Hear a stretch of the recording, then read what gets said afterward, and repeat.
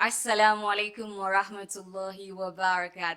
Welcome to Al Shifaa Online TV, and this is a learning and a new experience. Today we get the honor to talk to the Senator of Mombasa, Brother Mohamed Faki. Come with us. I am Dalila Hamza from Al Shifaa Online TV. Kwa jina Mohamed Faki, mwenye haji, Senator Mombasa County. Senator Mohamed Faki is a holder of an LLB degree from the University of Nairobi and a postgraduate diploma from the Kenya School of Law, and have been admitted as an advocate of the High Court of Kenya since 19th December 1991. We salute you for the contribution you've been doing to Al Shifaa Muslim Youth Initiative. Perhaps if you would tell us what drove you to partner with them. I've been engaged in youth activities for a long time, since 1990s, when I was elected as the secretary of Changamwe Muslim Association, Changamwe Muslim Youth Association. I served there as a secretary, and then I was elected chairman, where I served for about 7 years as chair of Changamwe Muslim Association Senior. Perhaps if you tell us to what level are you planning to work with them?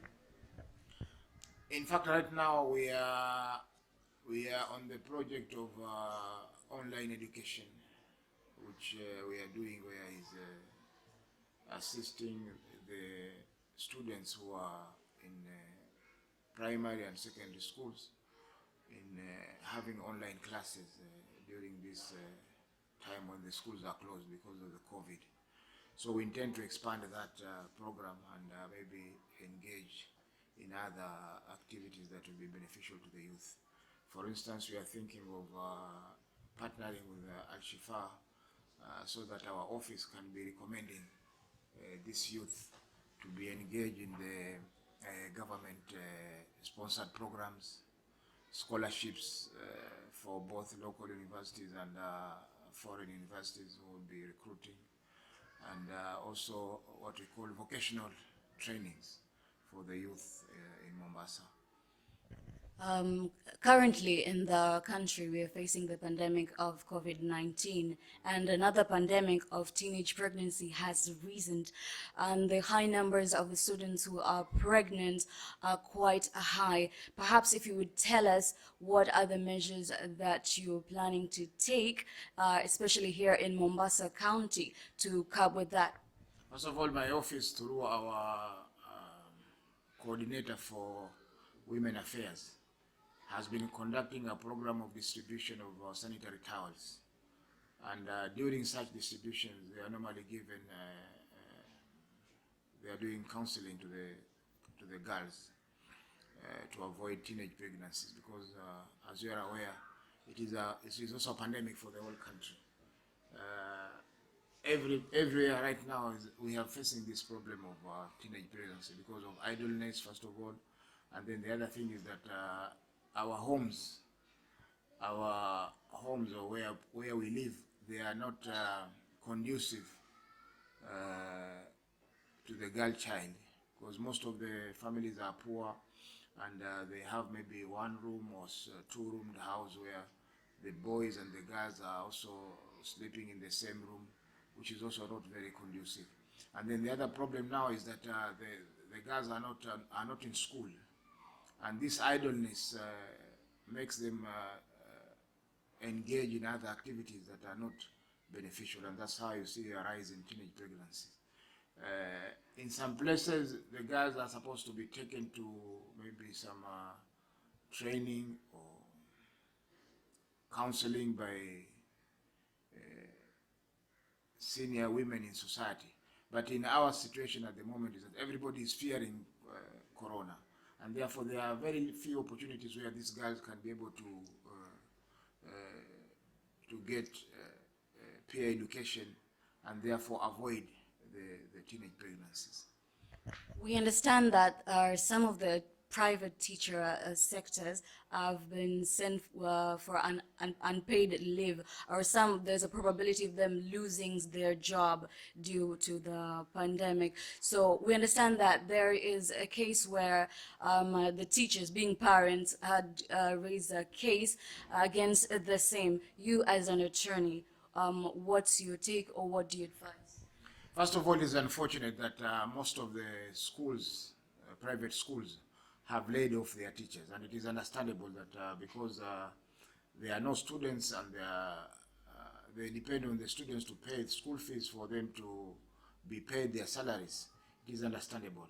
But again, it's a sector where the education ministry should come in, because these teachers are doing a very good job.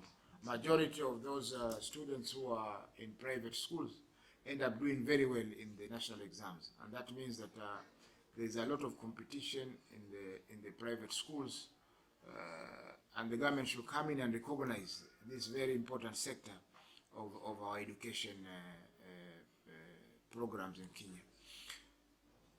There are some funds which have been set aside for the COVID, and I think one of the issues that the Ministry of Education should push is to get a slice of that fund so that it can assist these teachers, because you know, the number of private schools are known, the number of teachers teaching in those schools are known, and this is something that will assist those teachers to be able to go through this pandemic period as the students are coming back to school. Even if it is what we call, you can do an emergency grant to the private schools, so that they're able to keep their teachers in their employment until the schools are reopened, where they can be able to earn their normal living. 473 billion was allocated from the budget of 2021 to the funds in education sector. Recently, just the other day, we've seen the governor of Kakamega talking about the issue.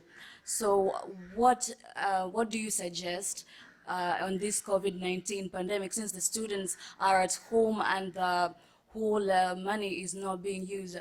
Perhaps is there a need for it to be referred to the COVID-19 funds?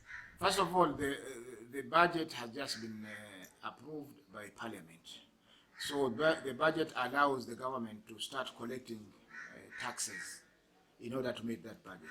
So when the government says that we are allocating 470 billion to education sector, it doesn't mean that the money is available immediately. It is dependent upon collection of taxes that are paid by the members of the public, and once it is collected, then it is paid to the ministries in accordance with their needs after every quarter. So the first quarter is between July and September, July, August, September. Then the second quarter is October, December. Then third quarter, January, April, March, and then the final quarter is April, June. So when they talk of the budget and the money being allocated, it is money that is supposed to be now collected from the taxes that we pay and then paid to the ministry to manage their programs. So at the moment, they are not able to pay any funds because of the fact that, first of all, the exchequer is now closed because of the end of the financial year, and maybe when they open mid next month, that's when they'll have collected maybe enough to start discussing to the ministries. We understand that in Kenya there's this culture where, especially this time, the teenage pregnancy is quite high. Some of the students are candidates and they're expecting to sit for their exams, and there's this culture where the parents or the student might not go for their exams or just leave school just because they're pregnant. As a leader, what do you say? What's your take? You know, pregnancy does not stop a student from finishing her schooling. The only problem we have is that the stigma associated with the pregnancy. She cannot go to school because her peers will be laughing at her. Look, she got pregnant. Even the boys in the school will also be laughing at the girls who get pregnant. So the problem is fighting the stigma associated teenage pregnancies, especially when they are still in school. So we need to come up with a program where